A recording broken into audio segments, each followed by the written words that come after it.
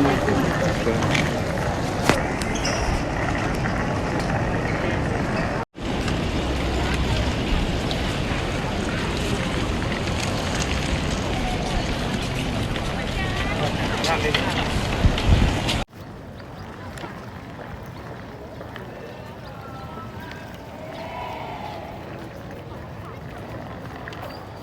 าลงเลย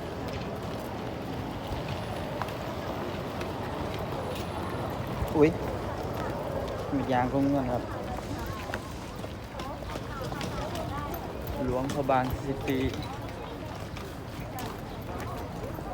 คนหิ้วกระเป๋าแนมกล้องนะ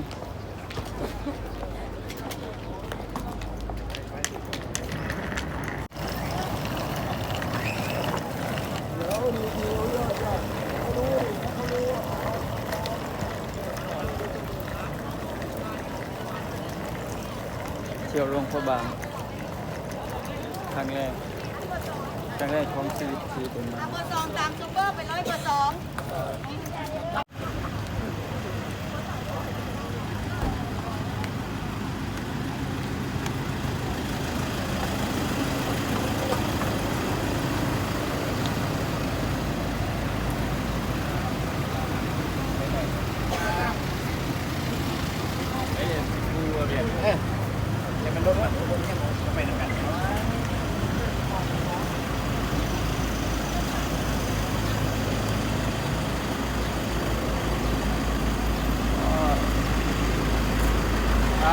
เบอร์สองเข้าไปใช่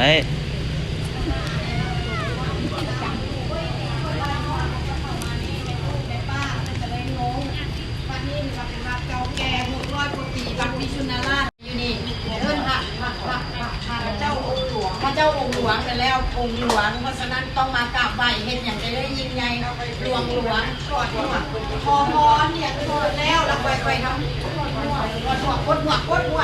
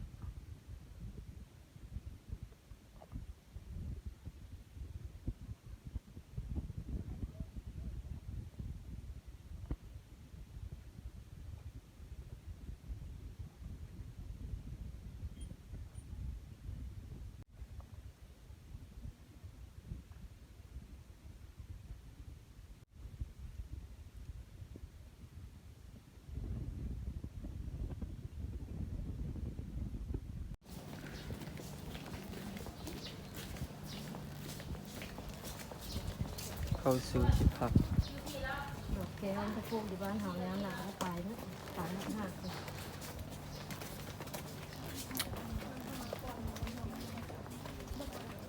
นี่อนันตะสู่ที่พักอนันตะ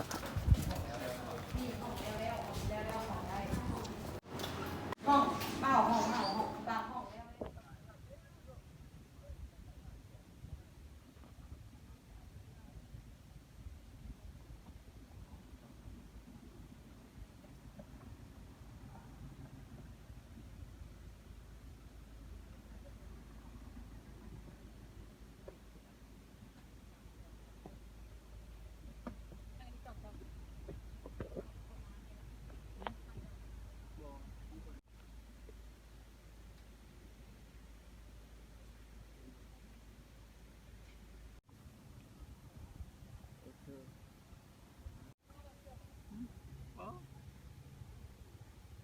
เบิ่งกันเนาะ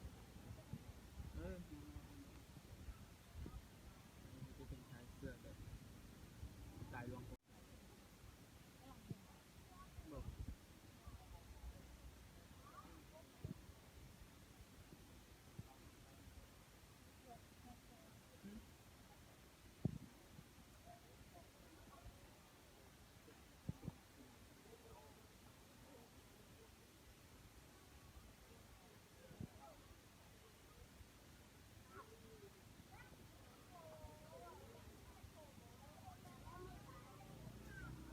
มันกระทุน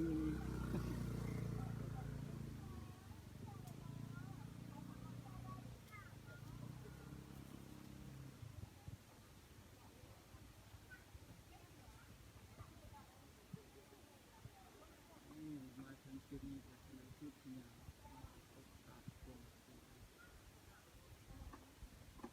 ปีหน้ามันเนี่ย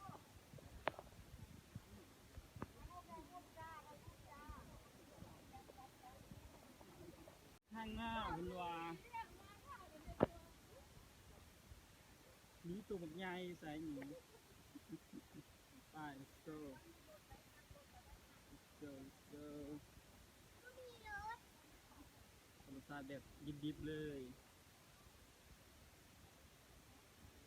โอ้ยได้ยินเสียงในกระจังอันนี้เป็นกระทบห้ามเอาเครื่องปลาของดงออกใส่เลยจับกินใหม่กินมือมาละลังเลยทำเครื่องปลาของดงมันปลาหามเด็ดขาดโอ้ต้นไม้ต้นนี้ต้นไม้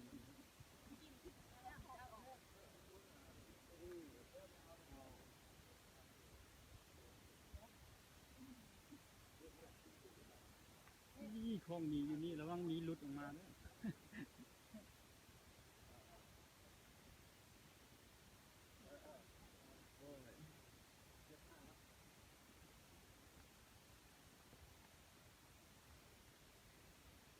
โอ้ระวังมืนเด้อเป็นดินที่แบบแข็งๆมีจอมปลวก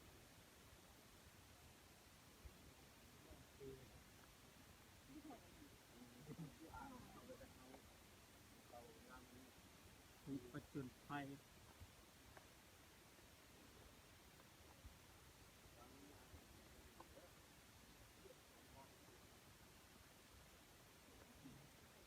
โอ้เห็นแล้วตัวนี้เดนี่นั่ง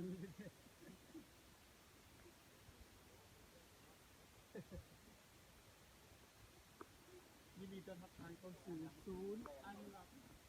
นี้สายตรงที่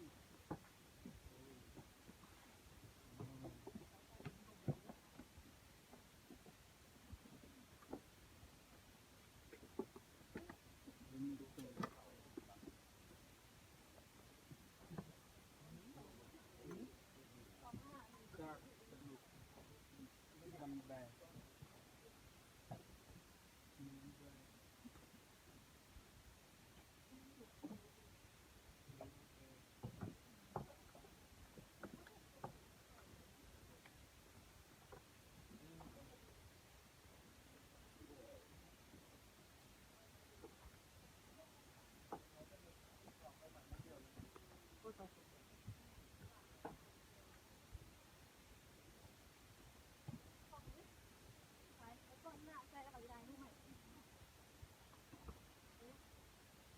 ย่างเขาว่ามีแต่ตัวนี้ใช่ไหม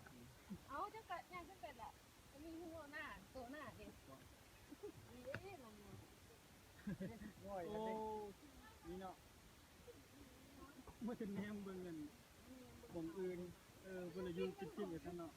แต่ข้างนอกเขามีอาหารบกเกลือมันน่าจะออกมาเลยเห็นอยู่ว่าตัวมีมันฮะคือย่างไว้แต่เด็ดตัวมีเนี่ยเด็กเขาจะเบิ่งเงิน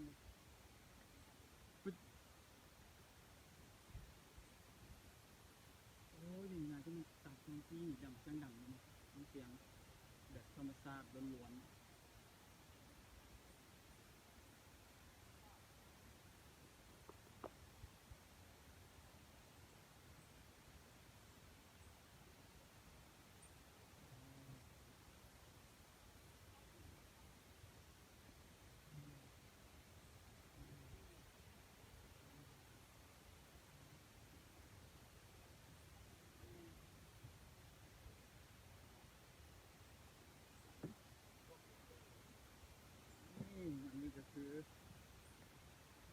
สู่ตากตวงซี่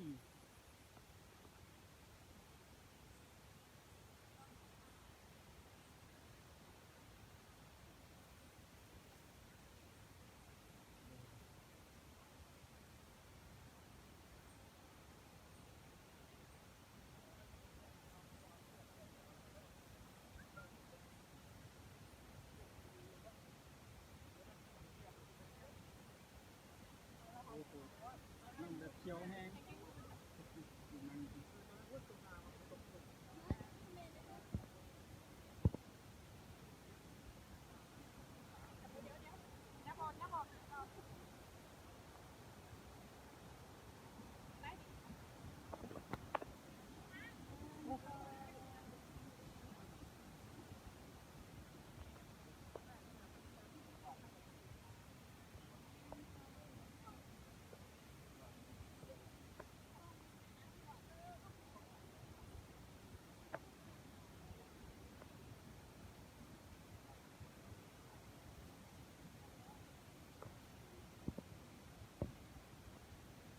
มันดูคึมดู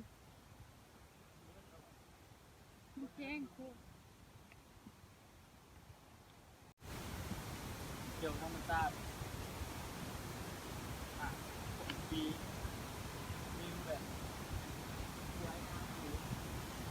ครั้งแรกนี้ขับมอเตอร์ไซค์ต้องสิบบ่อยมาทางอยู่บันไดโมเป็นบ่บ่อยเลยมาสั่งโบเคยมาเลยหลวงพระบาง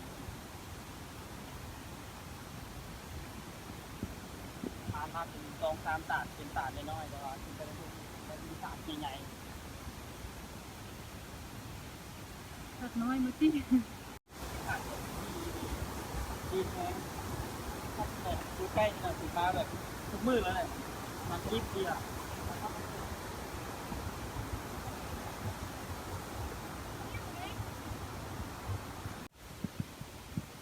เป็นคุณนางมายีสีการเดินดงคงไทยชุดจะแบบเขาก็ธรรมชาติอยู่นะ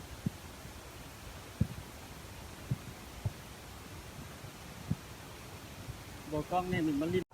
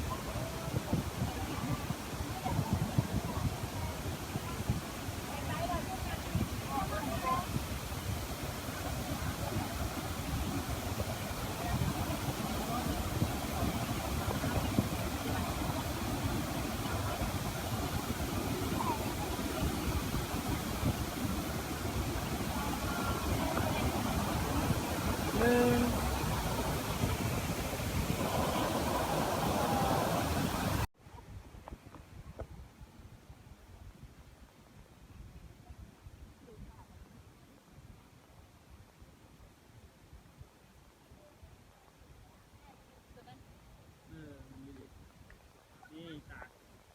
สุดท้ายจากตรงที่ตัวนี้จะเป็นตากใหญ่สูงมุมกับงามเหมาะสำหรับสาวๆที่มักเซลฟี่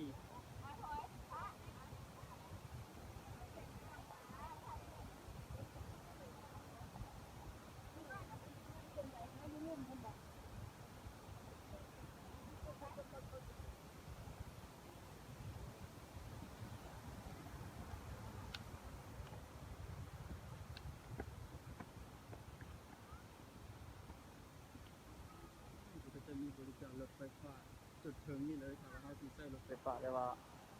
ออกรถไฟเนาะยางมาแบบตีนเป่าล้นหนายางมาแบบไม่ต้องใช้รถจังได้ฟิลแบบธรรมชาติดีโอ้คนหลาย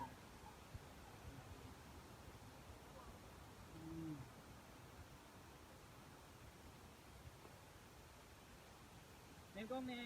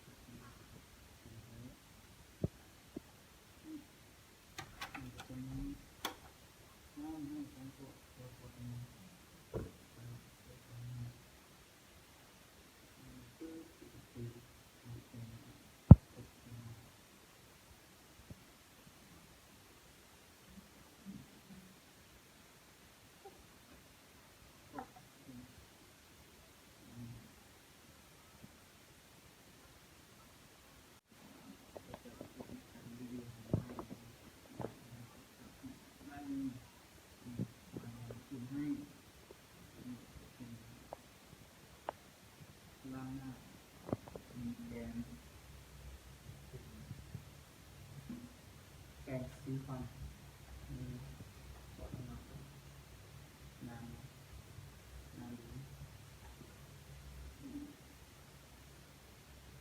ดีตัดเพิ่มให้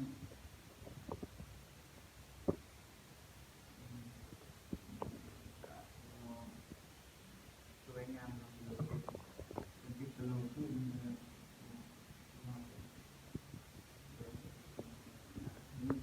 เอางานนี้มีแขกผู้ให้ก็เด็กจะเป็นบูอ่ะบูอ่ะก็เป็นเชิงบูอันนี้มันเอาขึ้นไปไม่ได้ขึ้นไป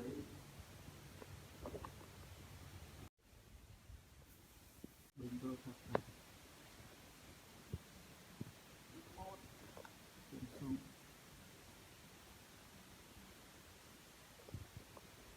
วิทย์สมิธก่อนเนาะอันนี้มันชิดแรกมือแรกมาลวงพระบางครั้งแรก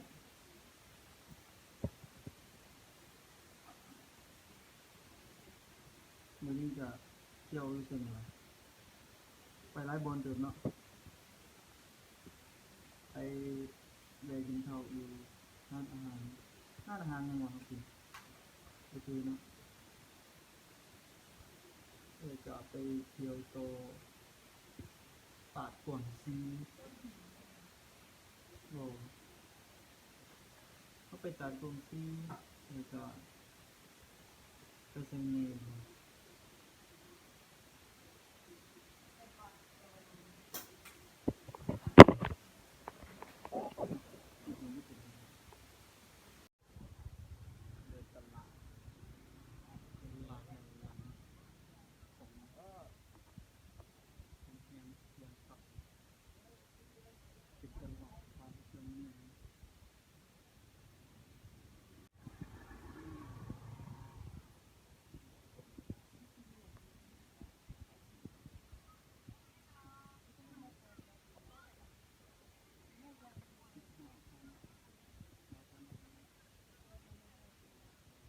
ครับเนาะตอนครับที่มาเลยคือ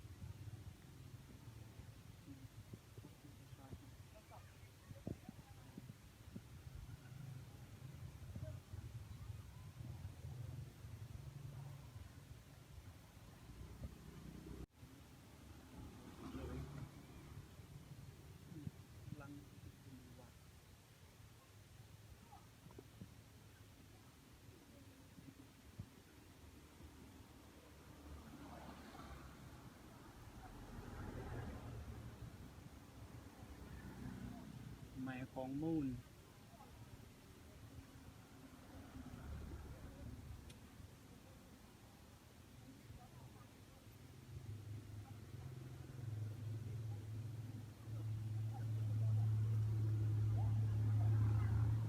ทางเข้าวัดเป็นวัดโบนไซไซยะ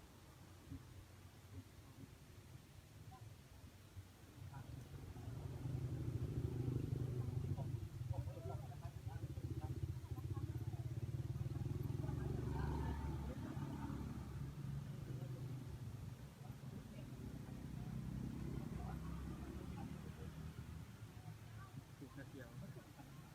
คนเดินขาวอย่างเดียว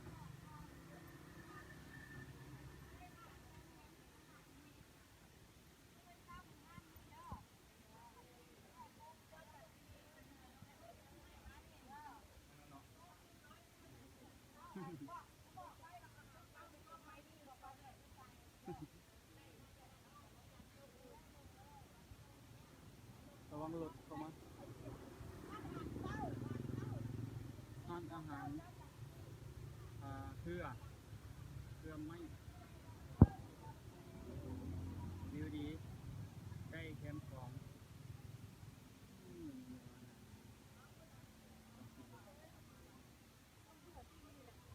ด้วยวันนี้ลองเพื่อน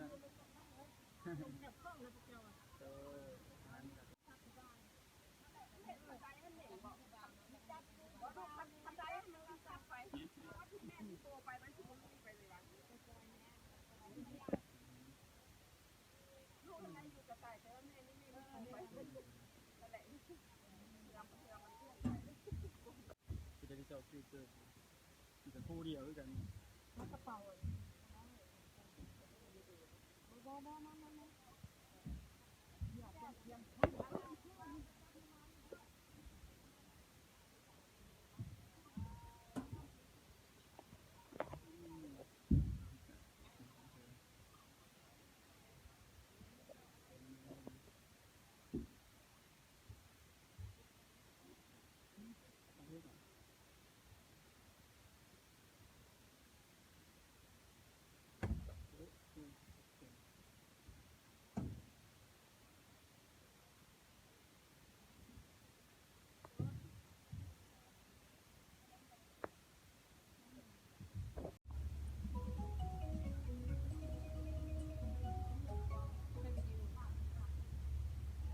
ดีเจแล้วก็เพลง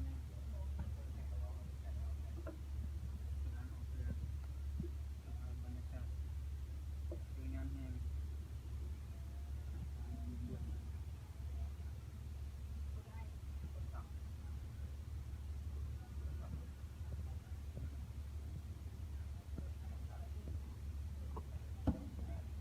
ฮัลโหลเทปกระเป๋าวางกันได้เยอะอย่าเฝ้าถ่ายรูปก่อนไม่เหนื่อยออกนะคะมึง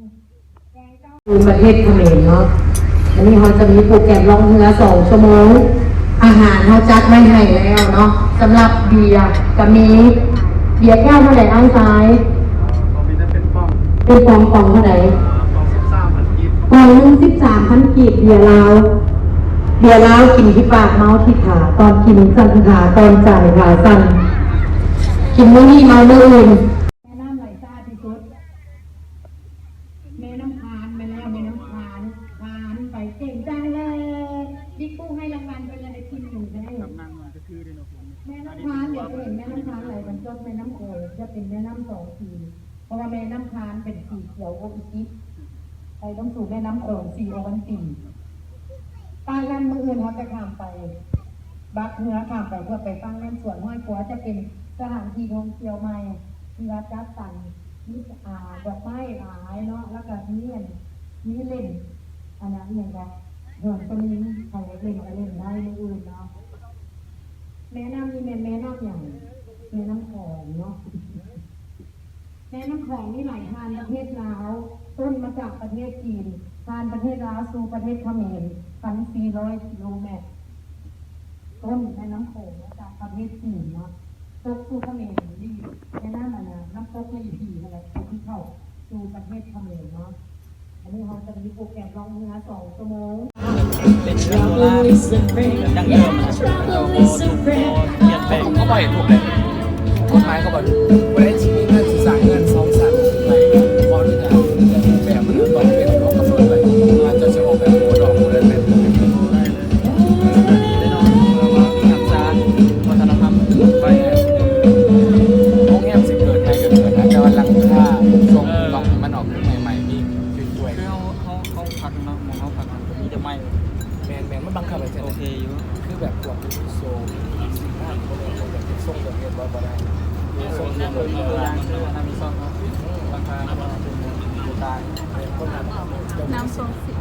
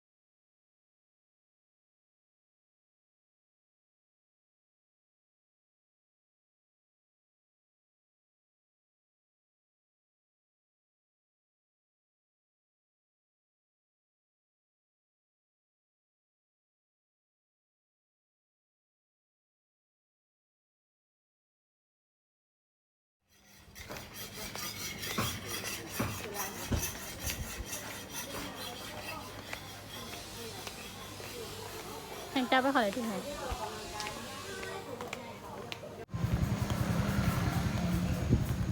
บรรยากาศยามเช้าตื่นแต่เช้ายางลมชมวิวแคมป์ของนี่น้ำของ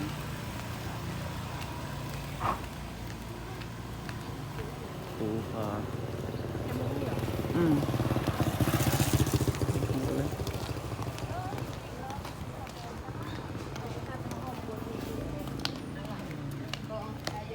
แข่งเลยเหรอ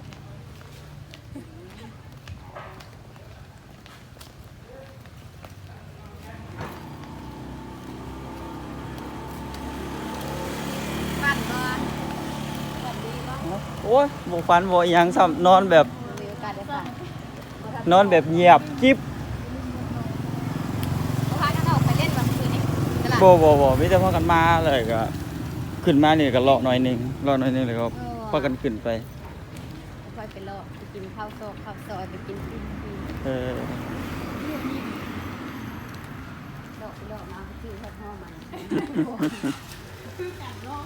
เราสู้เพลกระตุกกระตะกระตุกแบบแม่ที่มันว่าอาดับตาตา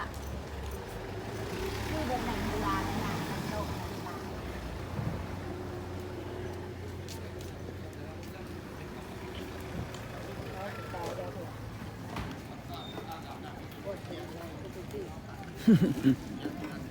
มาโดนๆเถื่อได้เนาะคือบอลนอนตัวเองก็รีดได้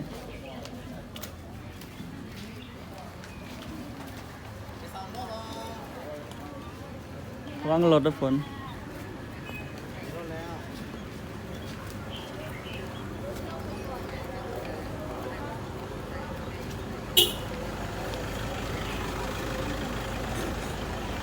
ตูนหารถเทิง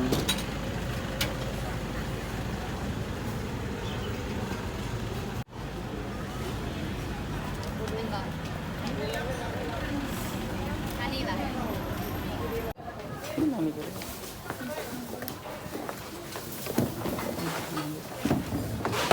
ไปปุ้น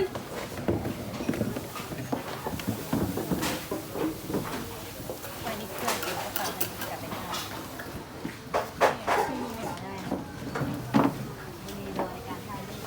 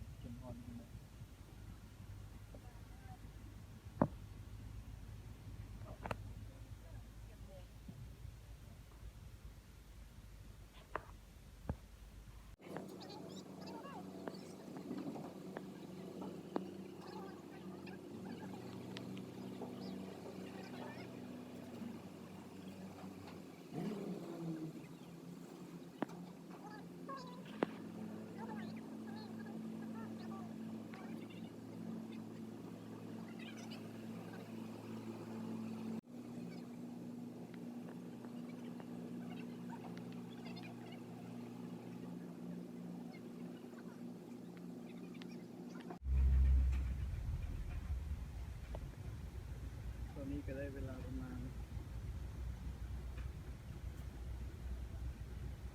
10 โมง 10 โมงนั่ง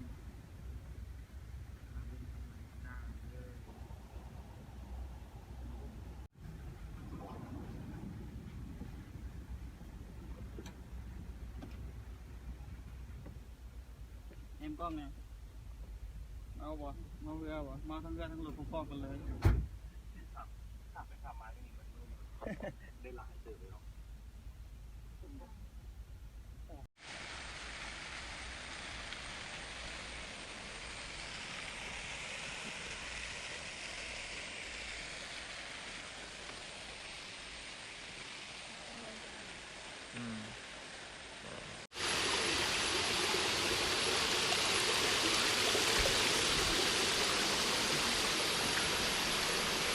บ่ห้องหนึ่ง พี่หนาวเนี่ย เนี่ยมันกินให้ตายกันแล้วนะบ่ ค่ะเวลานี่มันแบบสร้างหนึ่งยิ้ม ก็สร้าง ยิ้มก็เอาเลย สร้างคอกินอยู่ฝน สร้างคอกินอ้อยนี่เพิ่นอยู่ คุณก็คุณจับคุณจ้า จับเลย ลุงเนาะจับเลยแล้วเอาวันนี้ว่าเหลือหลัง เดินลุกแล้วมัน ได้ยากเลย ใครมาส่งคนอื่นมาให้ไปเสริมไหมนะ ไป ฟังไหมเดี๋ยวใจอยู่เลยฮะมาเดียวเลย เอาเลยเข้าไปเลยนี่เข้าไปอยู่น้ำเพิ่น เข้าไปรถ สองโน้ตเดี๋ยวขึ้นสองแกนเลยน่ะปิดไปอยู่ข้างหลังได้มาแล้วค่ะบู๊ว่าสิได้มาอีกคน เอาไปตัวนั้น ไปนั่งไปตัวนั้น ที่บู๊ถ่ายมามาสิถ่ายให้เนี่ย นี่ก็เดี๋ยวเข้ามายังเข้ามาเหลือเพียงยังมาลดยังมา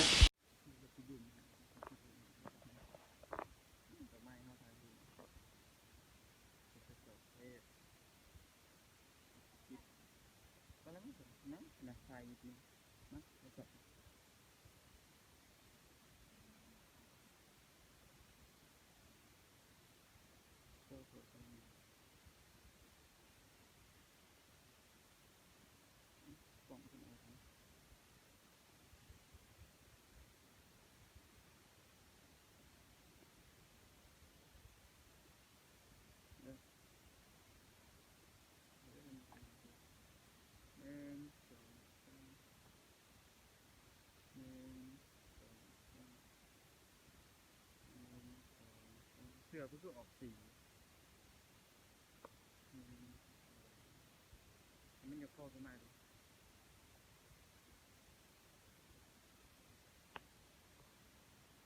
บนยกเข้าขึ้นมันไม่หลุดหน่อย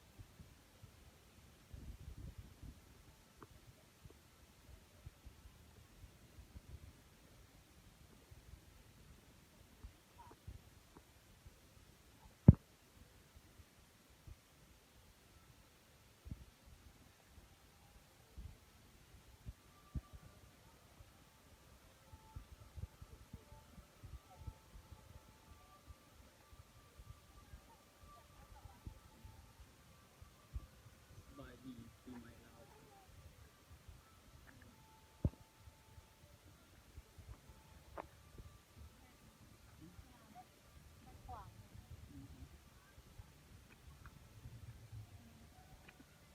ตังไว้ก็ได้ตังไว้แล้วไม่ใช่ไปได้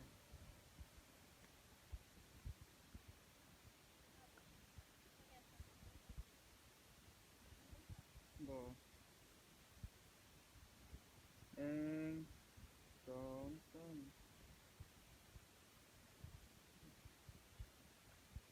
หนึ่งสองสามโอเค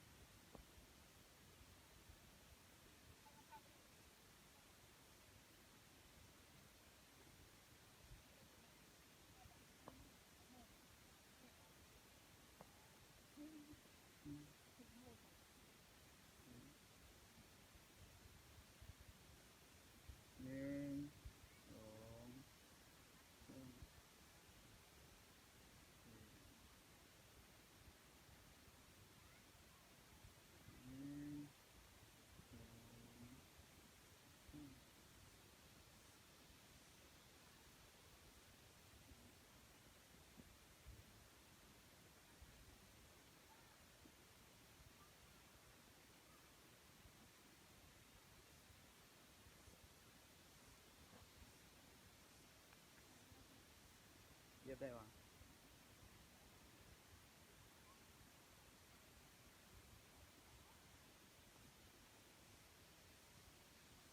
หนึ่ง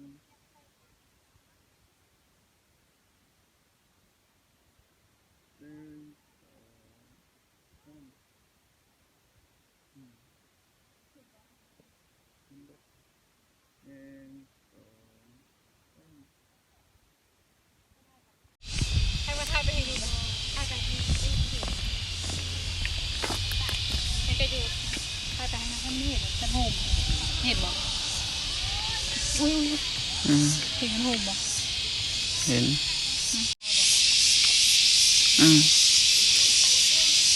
ตกอีตู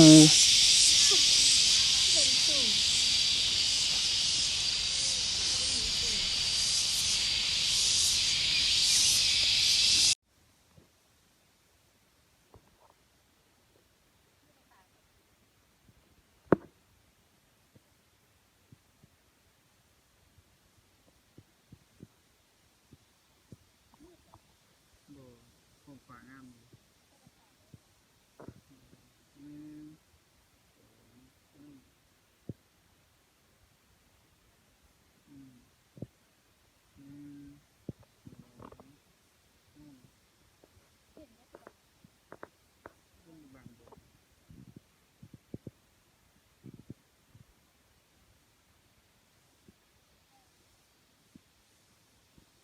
หนึ่งสองสาม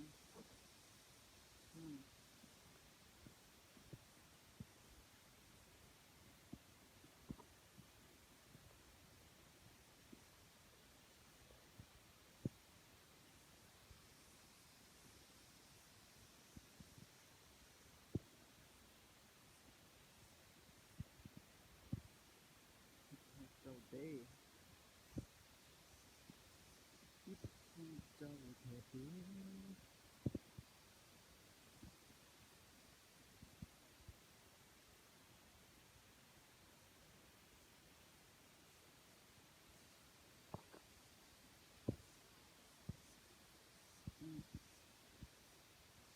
ตกอีตู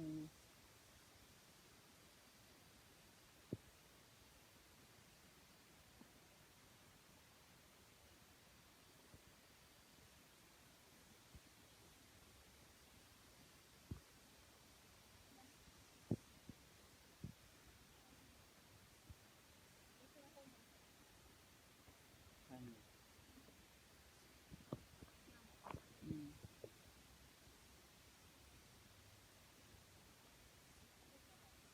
อืมหนึ่งสองหนึ่งสองสามหนึ่งสองสาม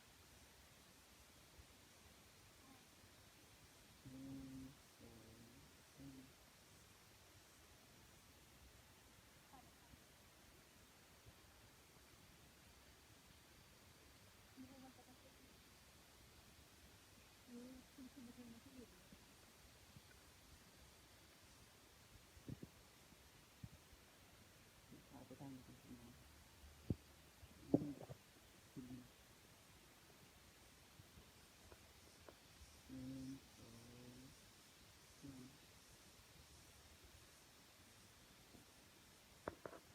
ม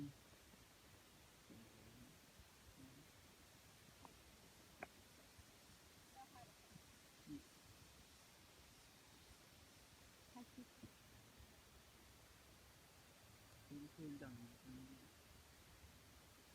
ธรรมชาติแบบสุดๆน้ำอยู่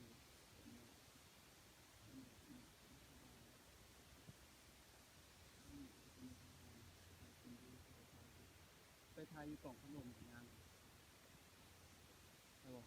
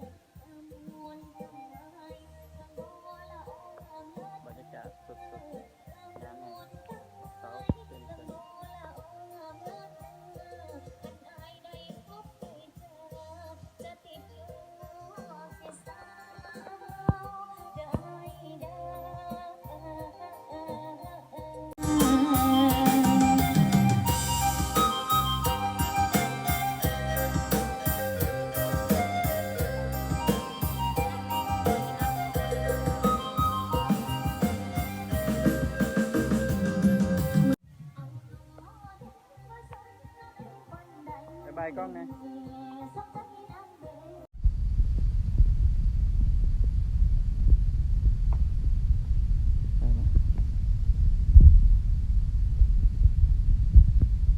ตัวนั้น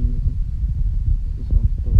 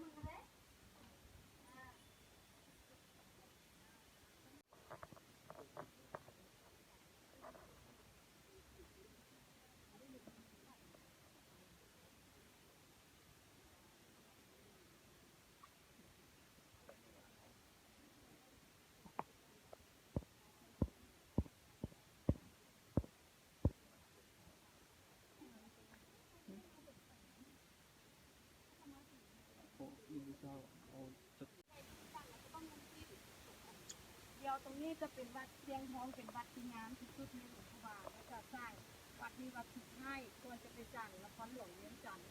เนาะแล้วก็ศิลปะล้านสร้างผสมล้านนาจุดเด่นอยู่วัดนี้จะมี1 2 3 4จุดนะคะเนาะจุดหนึ่งก็คือขวามือก็จะเป็นหอราชรสจะเป็นนันโกดของเจ้าชีวิตของเราองค์พระเจ้าศรีสว่างวงศ์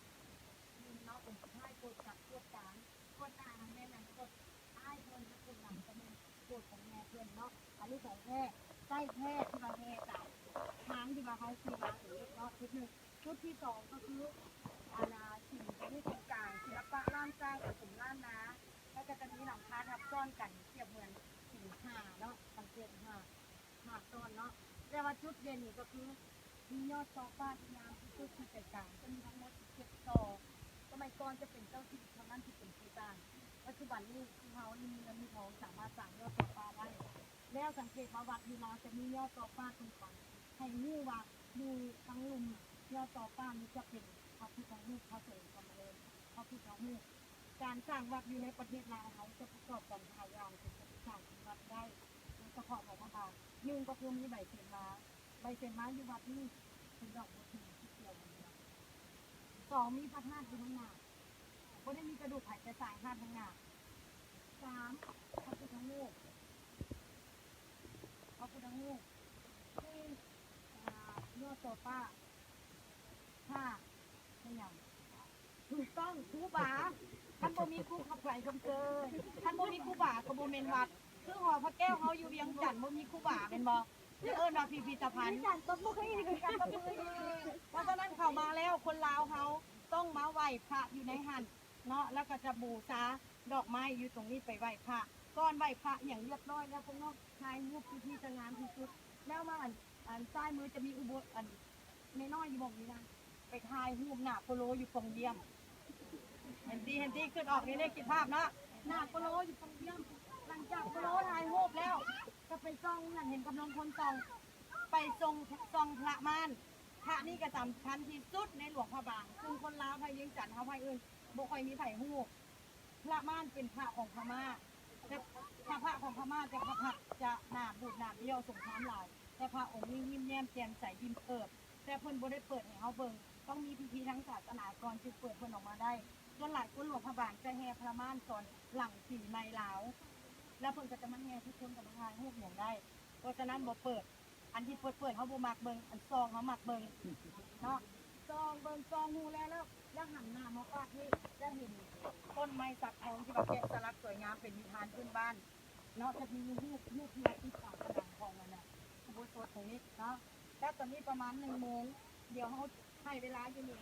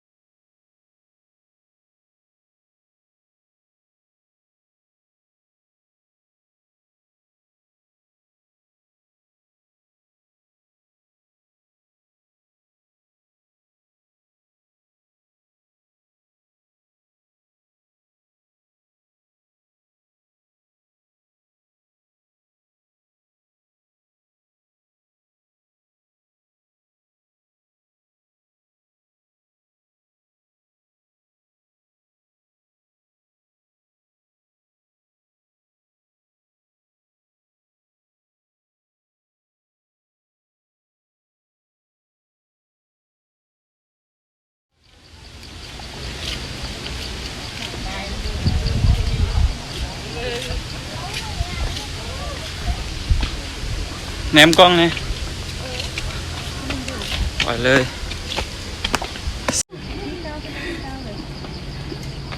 ไปท่ารถร้อนเมื่อย ไป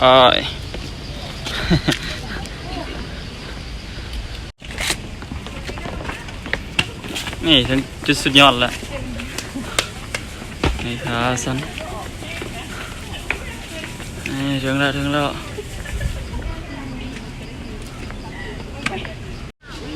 ถ่ายจนโต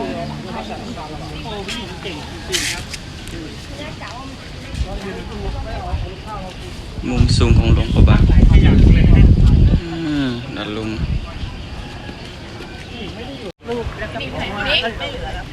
ถัดไม่เป็นไรนะพาไปถัดลงไม่เหนื่อยลงแล้วเหรอใช่ป่ะต้องไหว้พระตรงไหนอ่ะ ไว้พาก็คือ ข้างในนี้ใช่ไหม ใช่แล้วก็มี คน ใบอ้อม เดี๋ยวแป๊บนึง1 2เห็นเอา1 2 3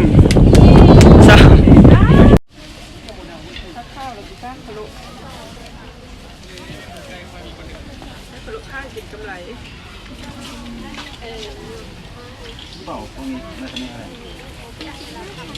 พวกนั้นดิ